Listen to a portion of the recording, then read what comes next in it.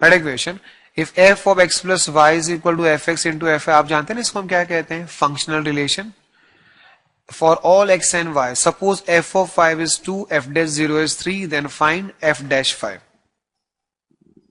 आप लिख लो एक डेटा पहले, फिर हम इसके दो मेथड करते हैं.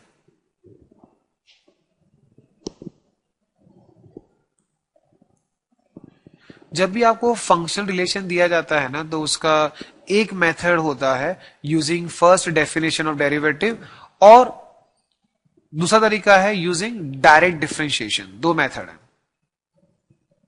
ऐसा नहीं कि हम हमेशा यहां पे फर्स्ट डेफिनेशन ऑफ डेरिवेटिव भी यूज करेंगे, उसके बगैर भी क्वेश्चन हो जाएगा.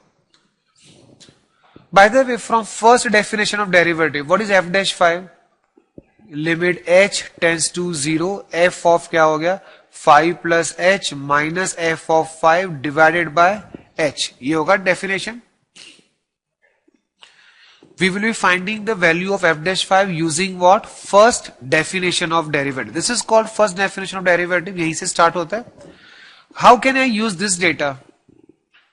आप बताओ, f of 5 plus h क्या हो जाएगा? f of 5 multiply by f of h.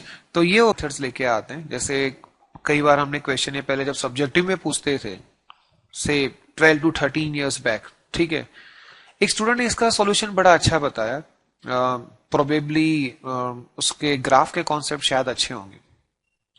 हम इसको लिख सकते हैं 0 लेस देन और equal to modulus of f x less than और इक्वल टू एक्स स्क्वायर. इस तरह से लिख सकते हैं ना, क्योंकि मॉड्यूलस हमेशा क्या होता है, 0 से ज्यादा ही होता है. अब इसका मतलब ये हुआ कि मॉड एफ एक्स का जो ग्राफ है वो किसके बीच में आ रहा है, 0 and x square. What is y is equal to 0?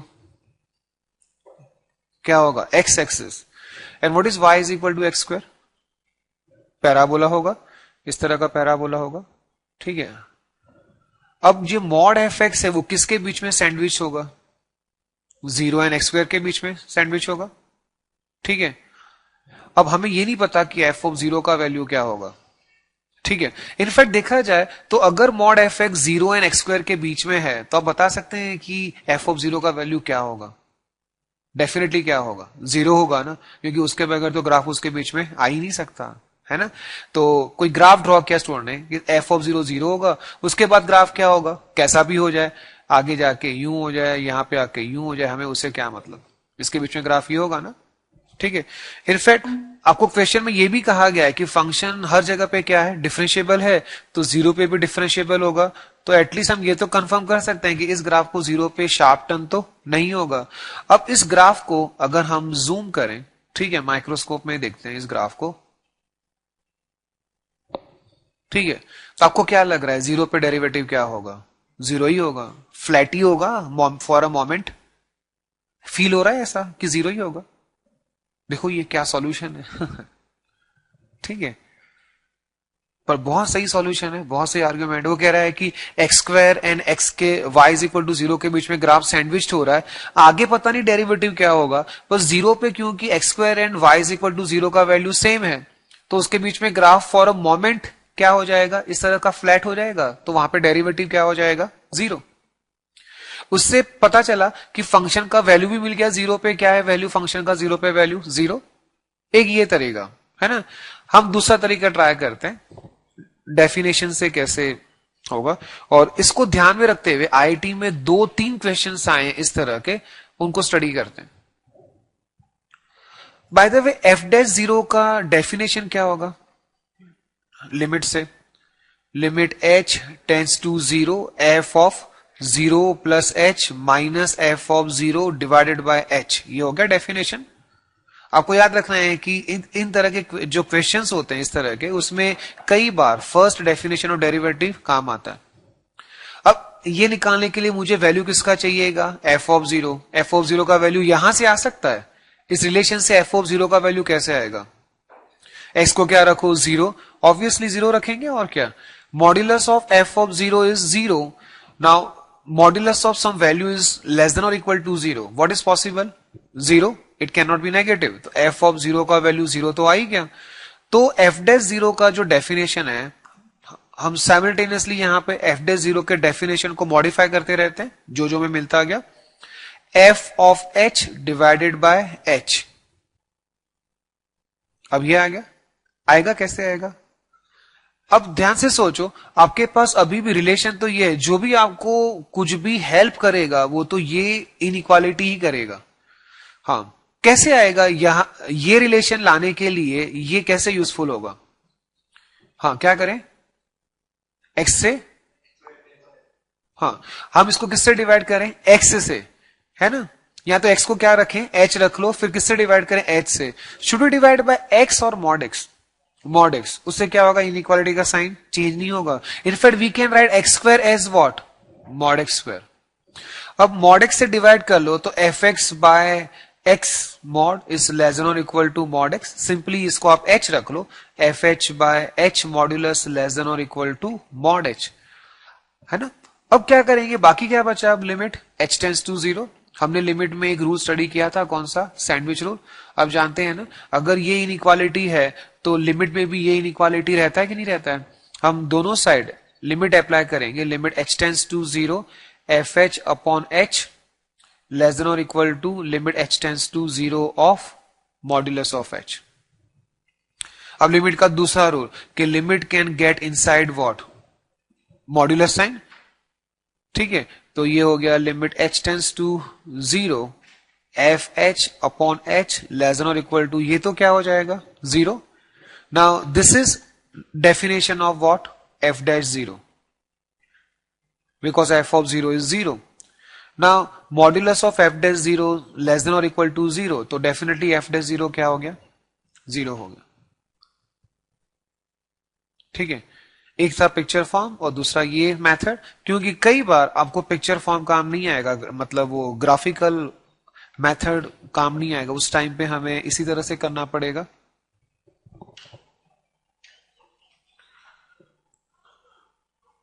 Okay, derivative का एक डेफिनेशन होता है। एक डेफिनेशन तो ये है कि f dash x is equal to limit h tends to zero f of x plus h minus f x by H.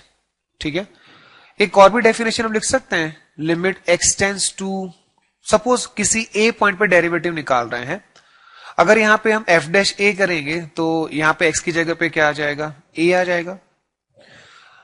We may also write limit x tends to a f of x minus f of a divided by x minus a. ये किस point पे derivative आ जाएगा? A point पे। So this is equal to what? F dash a. ये भी definition होता है derivative का। ये दोनों डेफिनेशन सेम है ना? कैसे? How can I move from this definition to this definition? If I substitute for what? X minus a को क्या रख लें? एच रख लें, है ना? If I put x minus a is equal to h, when x tends to a h will approach to zero, है ना? And this will be x is equal to a plus h f of a, keep f of A, x minus a is h well limit h tends to zero. तो ये definition भी काफी useful है। Number of times you find this type of definition.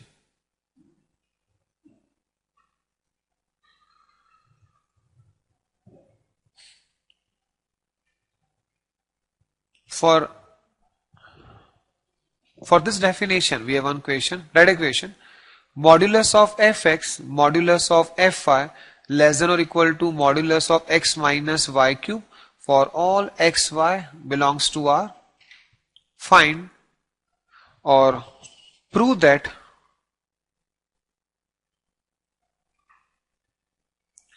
fx is constant function.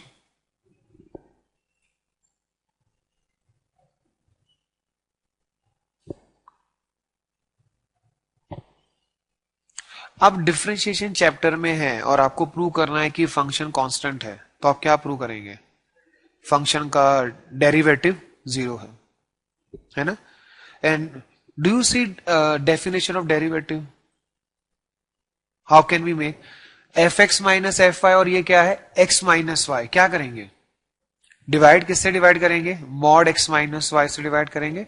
So divide by mod x minus y, तो f x minus f y over x minus y modulus less than और equal to x minus y whole square.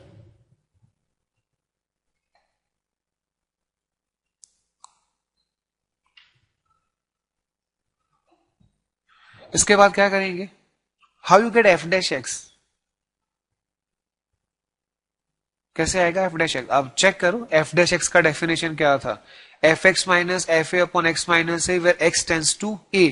तो यहां पे क्या करेंगे आप, y tends to x, दोनों side limit apply कर लो, limit y tends to x of this